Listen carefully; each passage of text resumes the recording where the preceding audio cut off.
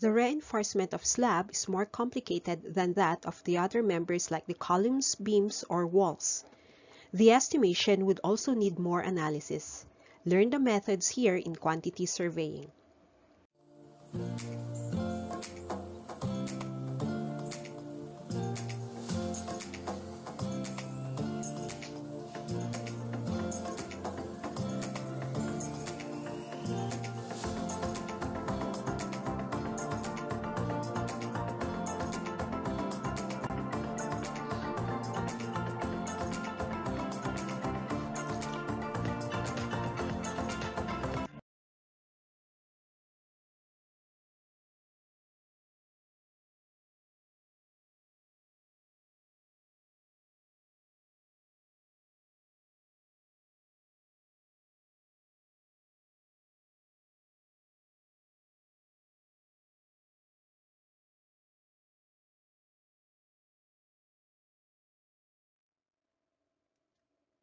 As discussed in the previous video on steelworks, estimation of rebars are through weight to avoid writing so many sizes of bars for the category. The table indicates the different bar diameters with their respective unit weight so we can come up with a simplified estimation of all steelworks of a project. In reinforced concrete design, it has been explained that there are two kinds of slabs according to the way they are designed, and we can distinguish one from the other by checking on the dimensions. As to be determined, if the width of the slab is less than half its length, the slab should be designed as one-way. And if the width is around half or even more than the length, it would be designed as two-way slab. In one-way slab, the beams of the longer side are the ones carrying the whole slab. Thus, the main reinforcement should be transversely located along the long side. According to design, slabs are to be designed on the supports and at the midspan. If the required rebars in the supports be the same as the midspan, then the bars can just be cranked to reinforce both positive and negative moments. With the term at supports, we consider a quarter or a fifth of the slab width. In instances that the number of rebars aren't equal for the supports and the midspan, the occurrence of straight bars and even cut bars are integrated in the slab. For the longitudinal side of the slab, distribution bars are placed to avoid the slab from cracking due to change in temperature. In order to estimate the rebars of slab using direct counting, we first discuss the computation of lengths of different bars used in slab design. First is cut bars. As they occur only at supports, their length is taken as a quarter of the clear span of the slab plus the development length, which can be taken as 12 times the diameter of the bar. For straight or continuous bars, the length is computed as the clear span with the development lengths at both ends of the bar, so it can be taken as twice of 12 times the bar diameter. Lastly, for cranked or bent-up bars, the total length of the bar will be computed with all the bends and inclines. The total length is taken as the clear span plus the development lengths on both ends, then consider the inclined length with the additional lengths from the bends with 45 degrees and 90 degrees. From trigonometry, the inclined length is measured as 0.42 of the bar diameter, and the additional length for 45 degrees is 1 times the diameter of the bar and twice the bar diameter for a 90-degree bend. Let's estimate the rebars of a one-way slab through direct counting. Firstly, let's confirm if it is indeed one-way slab. The length of 5 meters is more than twice the width of 2 meters. So at this point we know that the clear span for the slab is 2 meters. The number of bars can be counted by dividing the 5-meter length with a spacing of 4 inches or 0.1 meters and then add 1. So 5 divided by 0.1 plus 1 is 51 pieces. Assuming that the supports require same number of reinforcement at the midspan, we can place crank bars to support both positive and negative moments. The length of the crank bar is computed as the clear span plus the development lengths with the inclined lengths, then subtract the bends. That is 2 meters plus twice of 12 times the bar diameter, which is 10 millimeters, and then add twice of 0.42 of the same bar diameter, after which subtract 4 of the 45 degrees bend and twice of the 90 degrees bends. The answer comes out as 2.17 meters. So the main rebars for the slab are estimated as 51 pieces of 2.17 meter length D10 rebars.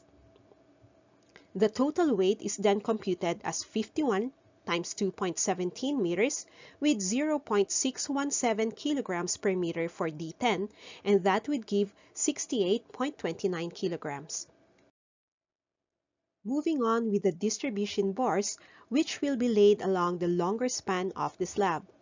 The number of pieces will be 2 meters divided by the standard spacing for distribution bars, which is 6 inches or 0.15 meters, so the total number of pieces required is 15 pieces.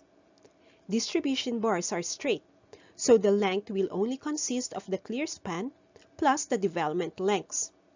And the result is 5.24 meters. So the required distribution bars are 15 D10 RSB of 5.24 meters length. The total weight for distribution bars is calculated by multiplying the bars to the unit weight of D10 bars, which is 0.617 kilogram per meter. So the total weight is computed as 48.5 kilograms. Thus, for the whole slab, the estimated weight of steelwork is 68.29 kilograms from the main reinforcement and 48.5 kilograms for the distribution bars, and that totals to 116.79 kilograms. To complete the estimate of rebars, we move on to the required tie wire. The intersection of the transverse and longitudinal slab bars are computed by multiplying the number of bars for each direction, and that is 51 main reinforcement and 15 distribution bars, which is computed as 765 intersections. Because the bars are only 10 millimeter diameter, a 25 centimeter tie wire length will be sufficient, so the total weight of tie wire needed is 765 intersections of 0.25 meter length multiplied by the conversion of 1 kilogram comprising of 53 meters. So, this will give us 3.61 kilograms gauge 26 tie wire to bind the bars of the slab.